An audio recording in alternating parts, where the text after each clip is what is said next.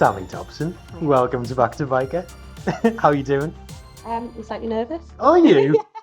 I feel like this has been a long time coming. Yeah. We've been putting it off because we're just busy Bens. I know, I was really excited a couple of weeks ago and I was like, I'm going to be in London. You were like, I'm in Newcastle. Of course, yeah. But we're here. Yeah. And you played Sarah Young for 5 series? Yeah. From 2001 to 2005. Yeah. Let's go back to the beginning, as I always do. Tell me about your first audition and how you got the part.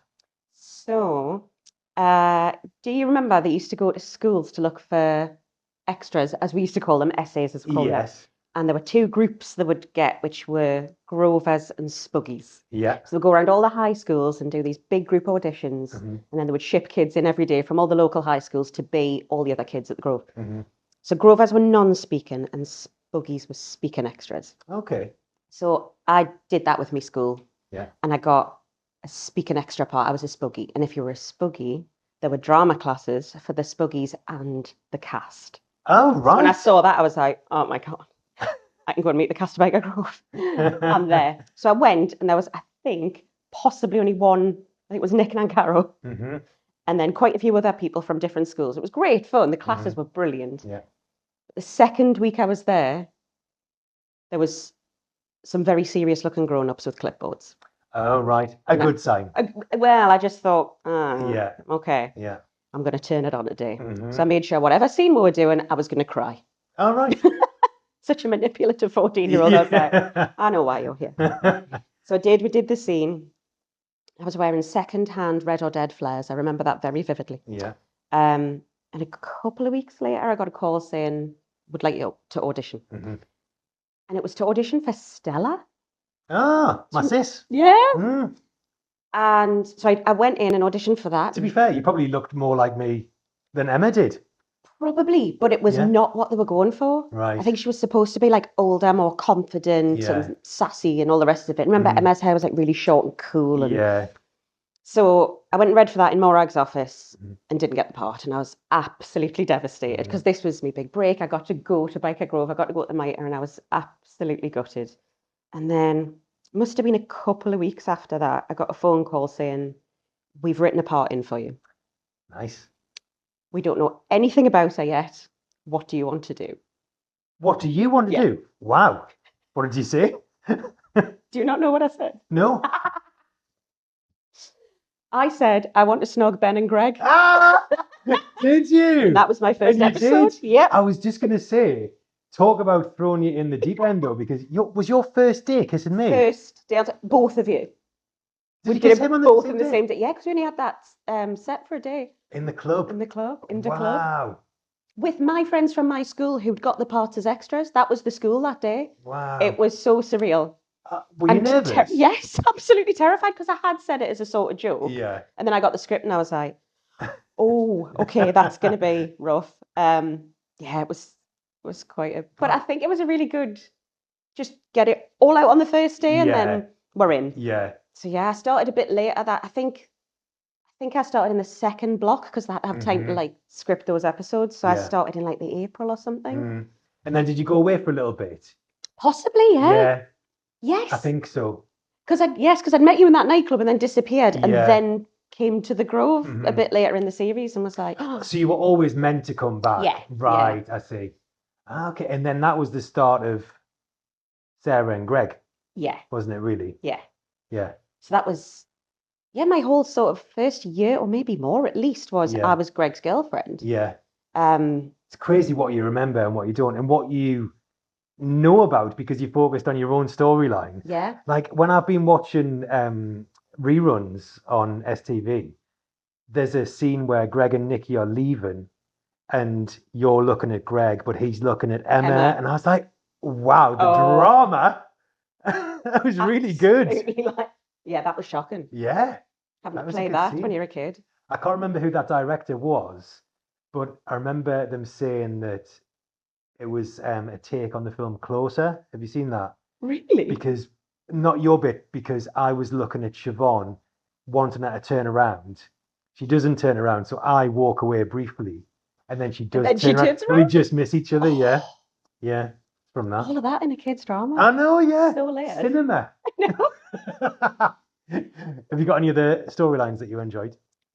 she became more alternative. So they sort of had her doing more and more. You did change a lot. Yeah. So to start with, I think I was very, it's like quite yoga and activism and all of that sort of stuff. And then quite quickly, they were like, we haven't got any of these sort of like mosher kids. We should have some of that. Do you want to do that? Will you get your nose pierced? Yes. Yeah. So at like one point I had huge pink hair extensions and like a lip ring. It was, Yeah.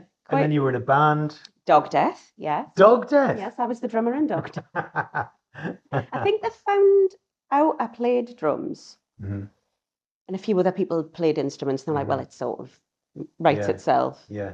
I do remember at one point having a story where they'd had to laminate a photo of Gary's face. And I was just hitting his face on the drum kit. Oh, really? And like tearing it apart. That was quite good fun. Is this after he'd left? I think it must have been just after he'd left, yeah. Ah. Who did you enjoy working with? Well, it's funny you say directors. Do you remember Tony Kish? Oh, Tony Kish. He was lovely, wasn't he? What an amazing bloke. Yeah. I think still the best director for kids.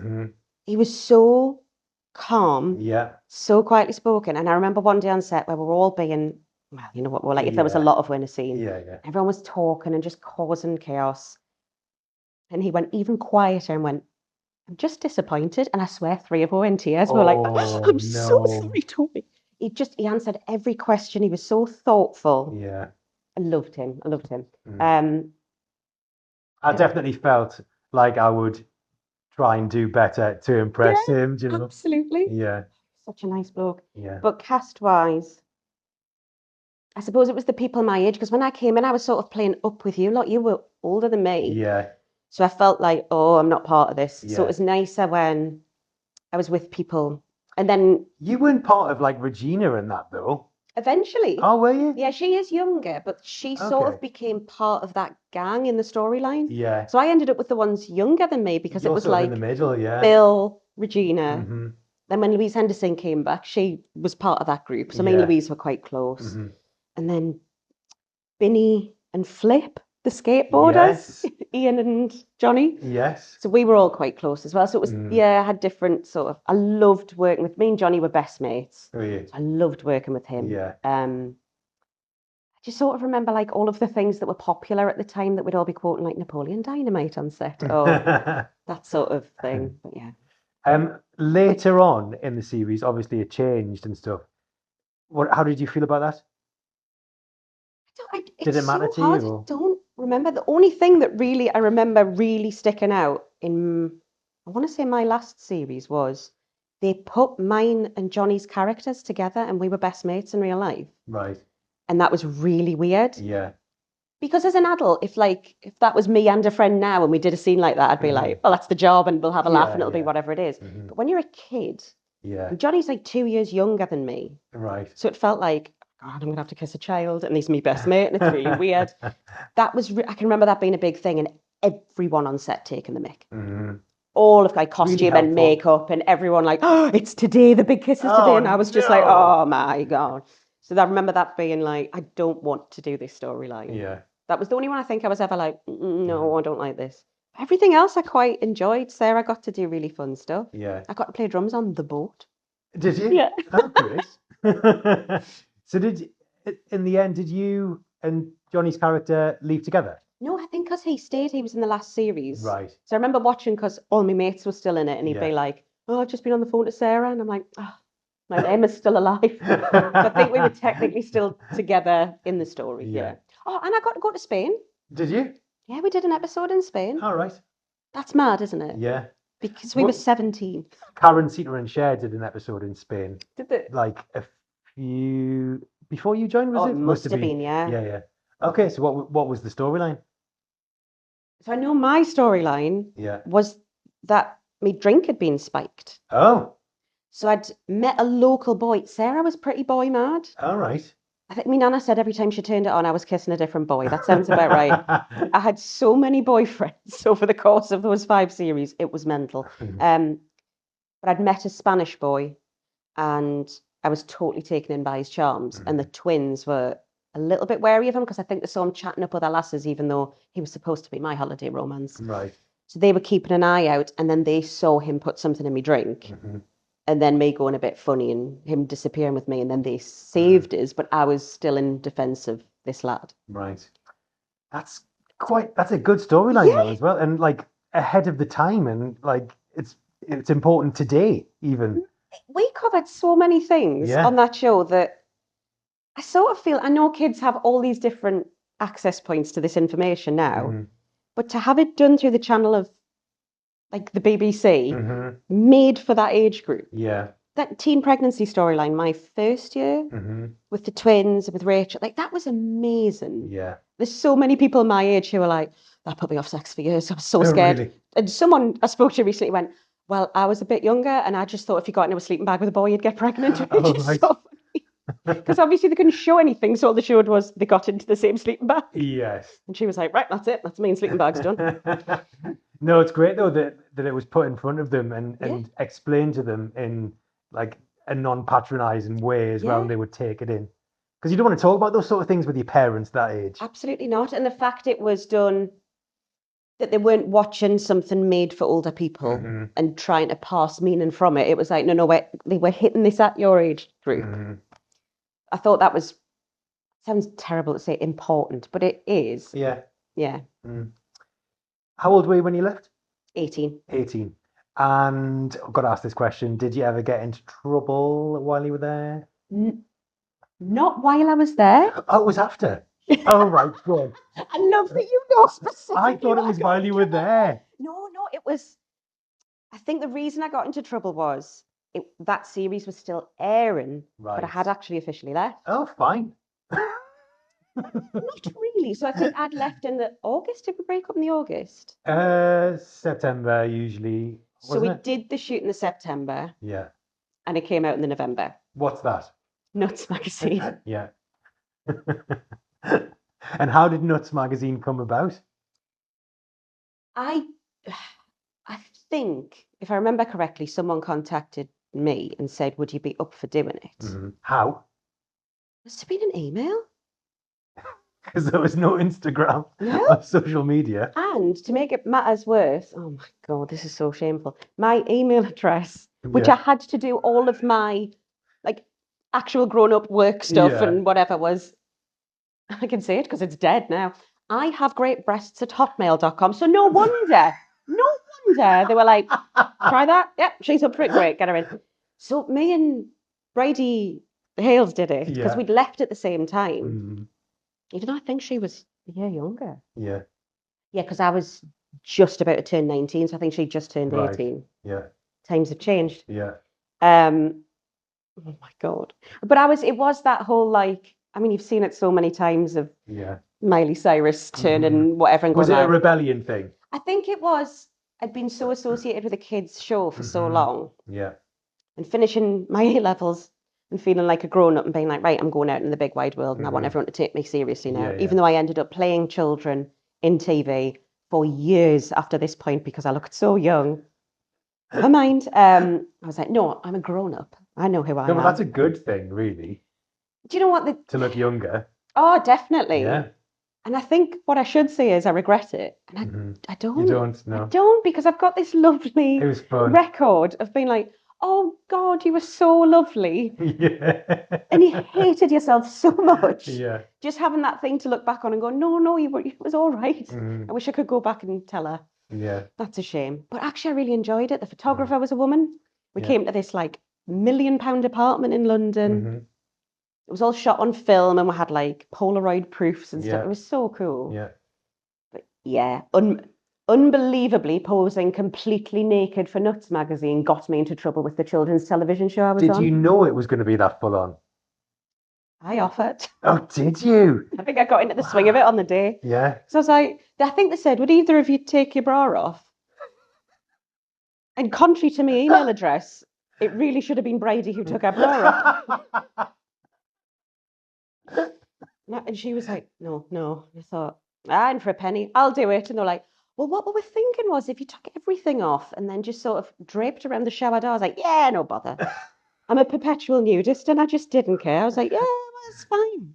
Because it wasn't like full frontal, you know what I mean? Yeah, of course. I'm sure it was tastefully There were some tasteful bubbles in that bathtub. Yeah.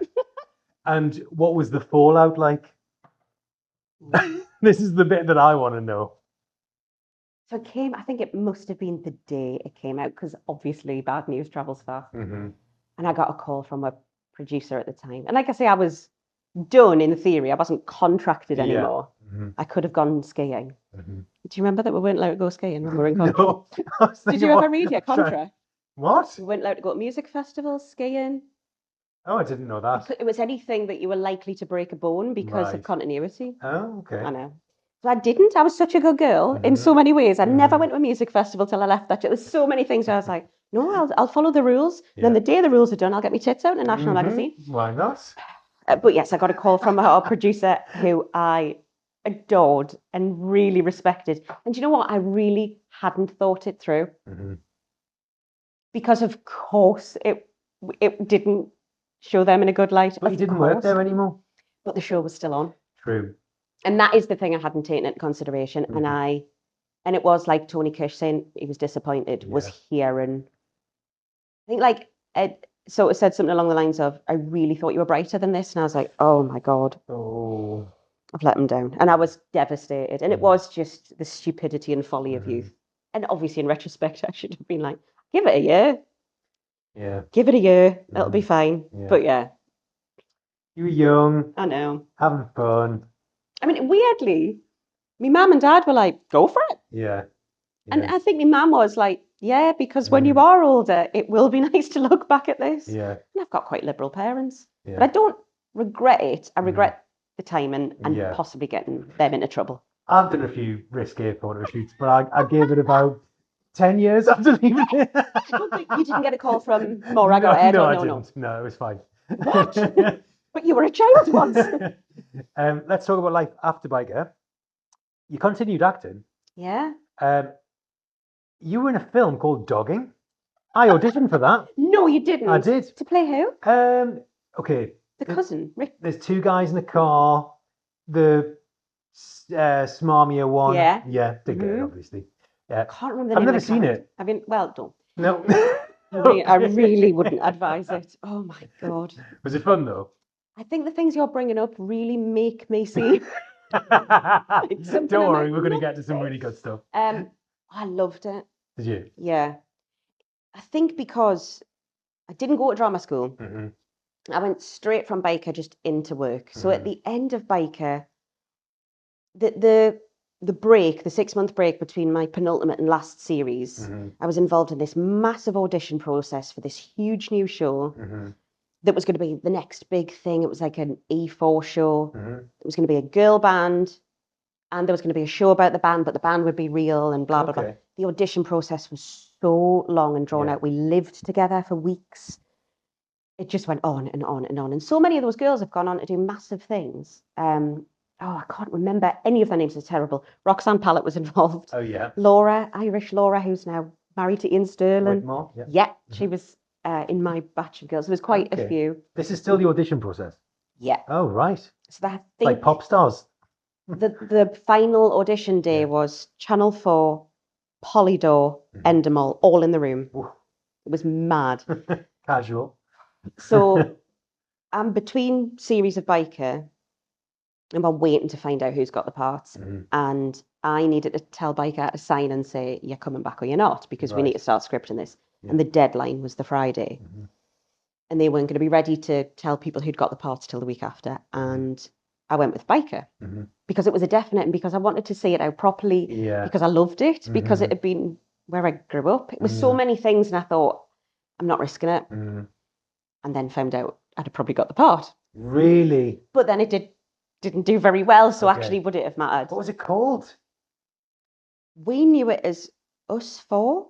Right. But I think it aired with a different name. Okay. To my recollect. All right. But the casting director was Nina Gold. Right. And the rooms that we used to do all the casting in were like, her offices were above, she just had a baby. I really liked her. I really got on with her. Ben, who will be so old now. Oh my God. I need to remember things like that. She'll be older than I was then now. Oh, age is a dreadful thing. But I used to hang out with the baby and play and blah, blah, blah. Yeah. So she got me my agent after this process. All right. So when I left Byker, I had a London agent. Great. So it worked out really well. Yeah. So I went straight out of Byker and into auditioning. And I wanted to go to drama school and I didn't really know what to do. And I asked loads of people, what should I do? And everyone said, look, if you've got an agent, just audition. You're in a good position. So I was like, all right. So I think the first job I did was Casualty. Was it? I was a child whose dad put too much chlorine in a hot tub and I had bad asthma and I died of asthma. Oh. But then I started doing all of the like doctors, the bill, and then period drama type stuff. But in the middle of that, this film came up. You know what it's like, and living in Newcastle and auditioning in London and being on the trains. And I'm usually late for everything, but I'm never late for an audition because I'll go an hour early. Yeah. Which means I'm half an hour early because I'm half an hour late. And I just got everything wrong on the way there. And then I was on the tube and I think I'd started very gently crying because I really wanted to be on time for this audition. And I thought my nose was running. So I was sat there like, and a woman leant across and went, you're bleeding. And I was having a catastrophic nosebleed. It was like all over my outfit. I only had one outfit. Oh, no. So eventually I turned up for this audition really late and covered in blood. And I was like, I am just not getting this job. So I went into the audition. It was all improv. I really love improv. Do you? The letters, I love it. Oh, no. The letters clean up, still covered in blood, and sort of made a joke about it and blah, blah, blah. I thought, this is so much fun. And they said, we sort of want to do the whole film like this, improv it. You'll have an outline, but this is, and I was like, this is my idea of a dream.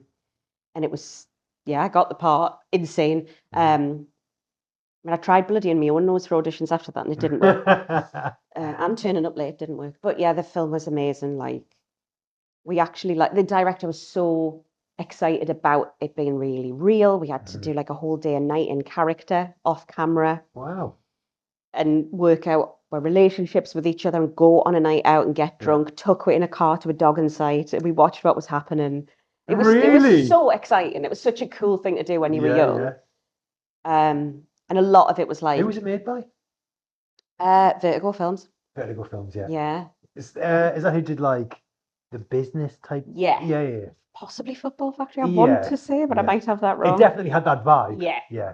So it's like a proper grubby little English film, which I love. Yeah. Like a lot of my favourite films are, and it was just so exciting. And we got to run riot, and there was a scene where me and my boyfriend had to break up in it. And they wanted us to have the whole meal in character and then have this huge argument in a restaurant full of people who hadn't been told we were about to boot off massively. So it was all of this like really exciting, like, Oh, that's great. Yeah, it was class. Fun. Obviously, it died on its arse, but it was really fun to do. Is it streaming anywhere?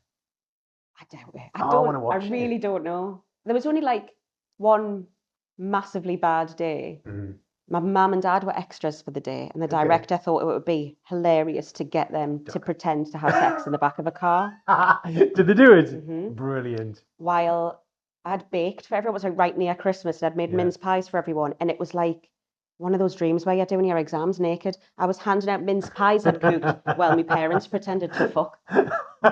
It was just so surreal. I was like, what have I done to deserve this? It's a real day. That's a story. And the ants from Adam and the Ants were in the front of the car playing guitars. It's genuinely like a fever dream. That's bizarre. Yes. I need to see this one. We worked together not long ago on Ability. Yeah. Yes, I saw Lee last night. Did you? Yeah, I was doing stand-up last night and he was in the audience, Oh, great. I hope we get to do more of those. It was such a fun thing to do. Yeah. Such a lovely script. Yeah. How was that for you, playing someone's inner monologue? I don't know. I kind of feel like you guys got the fun stuff. Yeah, really, you were very much screamed up. I was tucked out the way in my own little booth. But no, it was just lovely to be a part of that. When Lee got his Geordie accent, were you really annoyed that he didn't? A little bit. I was like, why has he not called me? But he said it would have been too weird. It would have been weird, wouldn't it? Yeah. And then, of course, most recently, you've joined Casualty. I have. How did that come about? The weirdest of circumstances. So my idea was I would just keep acting. Yeah. And as I was working more and more and getting nicer and nicer jobs and doing like mad big period dramas and stuff. Yeah. So I was working on Women in Love in South Africa for the BBC, just this amazing dream job. And I was 23. And I was supposed to be doing 2 big blocks of filming with like 2 weeks in the middle where I came home. Yeah. I hadn't seen my mates for a while and I thought, right, go and see my friends. let's go to the Lake District and do some climbing. Driving back from that, a car hit his head on, doing 50 miles an hour on the wrong side of the road, and totaled my acting career. And that was it, just gone. I was so badly scarred. My leg was snapped. I think my back was broken, but they didn't realise we were at 4 months. And that was it, just totally gone. So it took a while to be physically just well enough to be a person who could do things again. But by the time I was well enough to act again and like had scar revision and didn't need crutches to walk, I was nobody again. I was starting at the bottom because I had no momentum. I hadn't worked in nearly 2 years, and it was like, oh. And because I looked so different, I couldn't go and do period dramas. I would, I'd go into casting rooms and they go, "You're not right for this, but there is a prostitute who we think you'd be great for because of your scars." And it'd be like, don't actually say it. Yeah. So it was just such a kick in the teeth. But I was desperate to keep performing. It's all I know. Yeah. So I started doing stand-up. I'd always wanted to try it, but I think I was really scared to be bad at it. I mean, that is one thing that the thought of it absolutely terrifies me.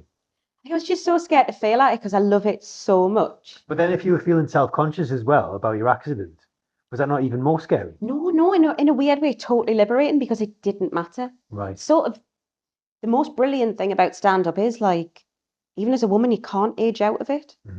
You're either funny or you're not, and it really doesn't matter what you look like. In fact, that can often be a tool at your advantage. So that never really crossed my mind. It was just, oh, if I'm bad at this, I'm bad at the thing I really wanted to do. But then, you go and nearly die and think, oh, I'll just try it. Yeah. So I started doing that and really got into it. And then after years of doing that, just after the pandemic, veered into emceeing. So I would be the one that hosts and talks to the audience. And again, it's a bit more like improv because you're having to work with what you get and think on your feet. And I really like that. So that was it. I'd got a comedy agent and I was, prepping an Edinburgh show and really starting to get somewhere with me stand-up. I still had my acting agent and I still did little bits here and there, nothing massive, but nice little jobs every now and then. It would be nice to keep a hand in. But I did a lot of self-tapes that I never heard anything from ever again. Now, somewhat guttingly, because it's brilliant, I'd just got the pilot of Smoggy Queens. Oh, really? And I was so looking forward to doing it. Yeah. It was amazing. The read we did for them was like, it was so much fun. Yeah. So looking forward to doing it. And I was like, oh my God, this is like a really good job. And I kept thinking like, it's a pilot, but this is definitely going to go. Yeah. It's so good. And then the self-tape for Casualty came in for a main part. And I was like, and I genuinely said to my now husband in the kitchen, it came through and I went, I've just had a self-tape through for Casualty. Now I always do self-tapes because, I said to him, if I got that, it would ruin my lives because I was so confident I wouldn't get it. Yeah. So the email came in the Friday, filmed it the Sunday with my best mate, submitted it on the Monday, and got a call on the Wednesday morning saying, Sammy, you've got the job. No callback? No. Wow. Yeah. That's great. So I've never found out quite what happened, but I imagine someone really dropped them in it. Because it was to the white, like. Oh, you were really good. I can't imagine that was the case. It must have been like, oh my God, we need someone really good. Because why are you going to give someone a year contract without finding, like, I could have turned up on day one and go, do you know what I love? Donald Trump. And they go, oh, she's signed it. So, yeah. So I remember my legs going. I had the dog. I was coming off the metro. My legs went. I had to sit on the side of the metro. And all I could think was, I've got to move to Cardiff. What am I going to do with my dog? What am I going to do with me? Yeah, it's a big change, isn't it? I was freaking out. Yeah. I immediately messaged Chelsea Halfpenny and said, I've been offered a part in Casualty. Please don't lie. Is it horrible? Do I take this? Yeah. Because you will have heard there are jobs out there. There are places, there are jobs which aren't fun. Yeah. And have atmospheres or reputations or whatever. And I thought, I can't give everything up to go and be really sad for a year, a 6.5 hour drive away from my house. And she messaged straight back saying, it was the best 3 years of my life. It is so nice. Everyone is so lovely. I promise I'm telling the truth. I've got nothing to lose, sort of thing. And I was like, all right, let's see if we can make this work. Yeah. I had till the Friday to make my mind up. I was still desperately hoping I'd be able to do the Smoggy Queens pilot because I said, I don't like backing out on things. I don't like letting people down. Yeah. And both sides were sort of saying, no, you can't. You've got to choose one or the other. So I didn't sleep for 2 days and I cried a lot. I didn't know what choice to make. Yeah. And I had made my mind up to turn it down and go with Smoggy Queens. Because it was comedy, it's what I wanted to do. I'd done that first. I didn't want to welch on it, And then it was the Friday and I had to give my answer. And I can remember I'd been in the shower and I had like a towel on my head and I was wrapped in a towel and I was ready to speak to my agent to say, I'm going to turn it down. They had been on the phone a lot saying, don't turn it down. Please don't be stupid. Here's all the reasons you shouldn't turn it down. And I was like, no, I am at peace. I have made my choice. And my agent sent an email saying, sorry, we haven't sent you the contract. And I saw the money and I heard my nana's voice in my head go, well, you're stupid if you turn that down. All of the working class, everything, all of the, my dad was brought up in a car. So if all of that came back and I went, yeah, I know what I've got to do. So that's what made the choice for us. And I rang them up and went, I'll do it. Yeah. And I started the week after. Brilliant. It was so quick. And are you enjoying it? It is the best decision I have ever made. It was terrifying. And I have never been happier in a job. Oh, it's great. I love it so much. Do you feel like Byker set you up for it as well? And I don't know about you, but when I go onto another acting set, I just feel like I know what I'm doing now because of how I started. Massively. Yeah. And there was such a comfort in slipping back into that ritual and that it's all the same. You're still getting your same schedules and everything still feels and looks like it's a really It would be terrifying if we hadn't had that experience, wouldn't it? Oh my God, imagine. Yeah, it was the best education. I wish I had gone to drama. There's still a bit of his wishes I'd gone to drama school, but drama school doesn't prepare you for being on a TV set. No. Certainly doesn't prepare you for a long runner. Yeah. But like being on something all of the time or whatever, and you do take it in your stride and you do, so you're a kid, you just go, oh yeah, this is what happens here. And I'm probably insufferable, but I asked questions constantly. I wanted to know why everything was happening. I can remember someone trying to explain crossing the line to us, like when I was 14, and I was like, this feels like the offside rule, but I'm going to get this in my head. So that was quite a common question between the cameraman and the cast. Yeah. It used to like fascinate me. What do you mean we're crossing the line? What line? It's hard to explain to someone who doesn't work in the industry, but but it's the best education if that's what you want to do with your life. And it did just feel like, and do you know what the weirdest thing is? And I didn't realize this. I had a recurring dream for years that I was back at Byker. Really? That it had come back. Yeah. That they were bringing it back. That I was in the offices upstairs. That I was involved or I wasn't involved, and they were asking us about our experiences. I can't always slightly different dreams, but always being back there. Yeah. And as soon as I was back at Casualty, it stopped. Really? So I think there was a bit of me somewhere just wanted to be back in that thing, whatever it was. Yeah. Really weird. I've been having them recently because I'm doing this. Yeah, of course, because it brings up so much. Yeah, yeah. There's so much more I've forgotten than I remember. That when you meet up with other people, so I bumped into Jade when I was doing stand-up a couple of years ago. Right. And I remember saying to her, like, do you remember when we went and did this? And she was like, no. Because she was so young. Yeah. Like 9, wasn't she, when she started? So I was around when she came back for a bit. Okay. So you might have gone at that point. I don't know. I think because she came back when she was a bit older. Okay. Like a teenager, like 14, 15 maybe. Oh, yeah. Oh, yeah, you're right. I was there, yeah. So that's like the era that I know her from. Yeah. But then she was saying like, but do you remember this? And I was like, what? So there's so much between. It's like we all need to like have a group session and go, what do you remember? No, Please fill in the blanks. Just even stupid stuff like going through a door on the set was costume or was the offices or was makeup, and trying to remember the layout of the building. Is there anything looking back that you didn't enjoy about being a kid on telly? Not really. Is that awful? No. I think Was school all right for you? No, because it was never all right for us. I was always bullied at school. Right. Absolutely always bullied from, like receptible from nursery right until sixth form. It never really stopped. Actually, sixth form was fine. But it just gave them a new angle. Yeah. But it gave me massive chunks of the year when I wasn't there. Yeah.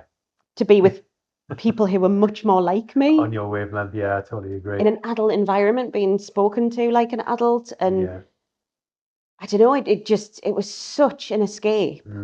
I was so grateful for that. And obviously, we were still kids and there was still crappy kid stuff, but it was so much less than at school. Yeah. That it was just pure escapism. And I think it sort of gave strangers who were the same age as me a reason to just pick on us out of nowhere, which I didn't have before. A girl actually once threw a brick at me. You're joking. No. Where? It hit the back of my leg near the Time Theatre. I used to go to stage school there. And she yelled in the street, "You kissed my lad." And I'm racking my brains going, "Oh my God, who have I kissed? It's her lad." Yeah. Oh, no. Yeah. And she said, "Ben." Because I was going, "I'm not kissing anyone called Ben." And it was one of my friends who went, "I think she means Byker Grove." And I was like, "Oh my God." So yeah, that was rough. Oh. But no. But really, that was the only, I think. Yeah. But I never look back and think, "Oh yeah, that was..."